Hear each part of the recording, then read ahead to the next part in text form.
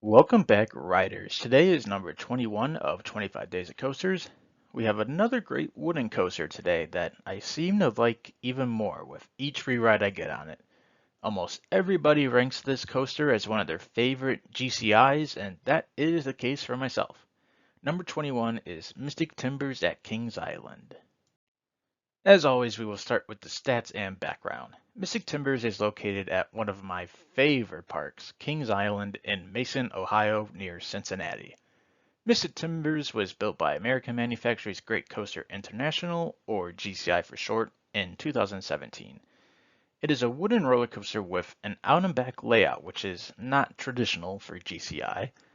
The ride has a height of 109.2 feet tall, a 98-foot drop, a top speed of 53 miles per hour, and traverses 3,265 feet of track. I've been able to get 95 rides on Mystic Timbers across 21 visits to the park since Mystic Timbers opened, making it my fourth most ridden coaster of all time, and my most ridden coaster from any park excluding my home parks I've had over the years. Mystic Timbers has a lot of similarities with Wodan Timber Coaster.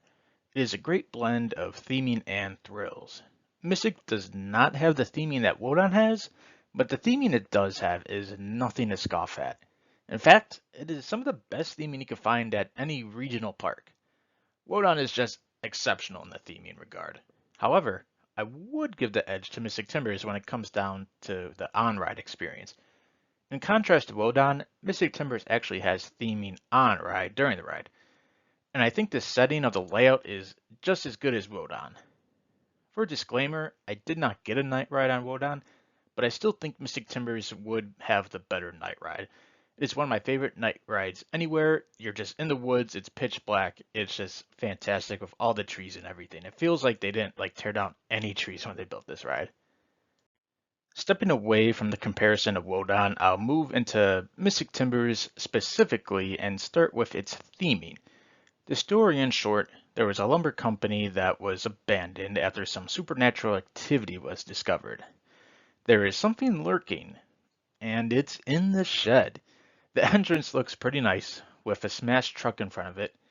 The queue is nothing spectacular itself, it's mostly switchbacks, but it is still good.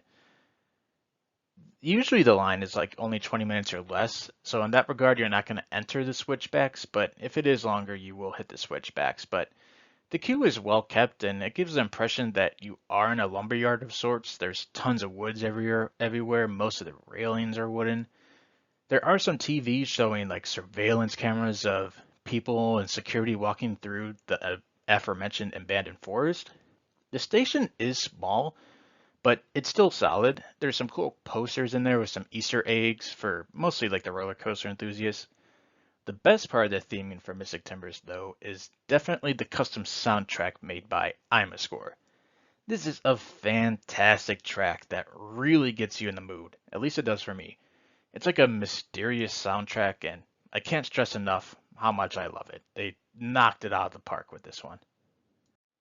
Once you dispatch, the ride operator almost always tells you not to go in the shed. When you engage in the lift hill, there's audio playing from, the fake security part of the theming, telling you to turn around and the famous whatever you do, don't go in the shed. For those of you that don't know, the shed was the main focus of marketing the coaster when this coaster was announced. The park used hashtag what's in the shed to market the coaster all over the place, and they never disclosed what would actually be in there. The aforementioned shed is at the end of the ride. Now we will get into the meat of the ride. Similar to Wodan, I find it hard to describe in words what riding a great GCI feels like. Excluding the audio on the lift hill, I actually think the first drop is a little underwhelming.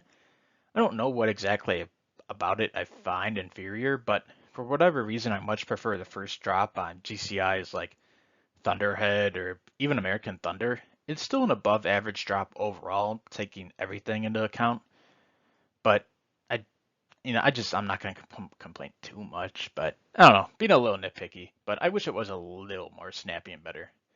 After the drop, Mystic Timbers go into some kind of high turn. I don't know exactly how to describe it. However, I do know it gives some pretty great air if you sit in the front. In the back, not so much.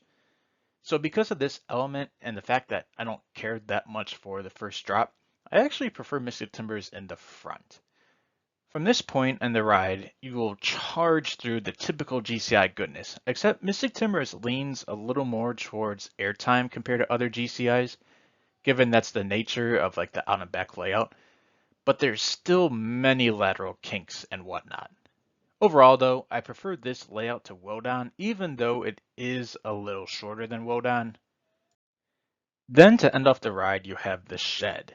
If you don't want any spoilers, you could go ahead and honestly, you could just stop watching this video because this will be the last part I cover anyways. So if you do choose to do that, I hope to see you all tomorrow. I'll give it a few more seconds. Okay. So when you enter the brake run, you hear audio that tells you not to go into the shed. But the audio just starts to get corrupted and it ends up telling you to go in the shed. Go in the shed. Go in the shed. Once your train advances, you go through the storage area and onto the final brake. You're in a narrow section of what's themed to be the shed, obviously, with a larger room kind of more towards the front or the end. There's a large screen directly in front of you. When you finally stop moving on that brake, one of 5 songs play. All the songs are themed to monsters or something chasing you, something along those lines. The room is decorated pretty well, being dimly lit and giving the impression that it's kind of been like overgrown and abandoned. There's tools everywhere and it's good. When it's finally time to move, the lights shut off and they kind of flash. On the screen in front of you, one of 3 monsters appear, be it either a bat, a snake, or the Mystic Timbers tree itself. Most people are a little underwhelmed with the shed, but I actually really like it. Practically speaking, it's a great break from the sun instead of baking on a brake run like you do on majority of coasters.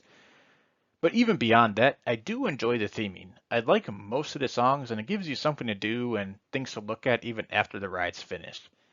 Overall, I think it's just bonus on top of a great ride and I really like it.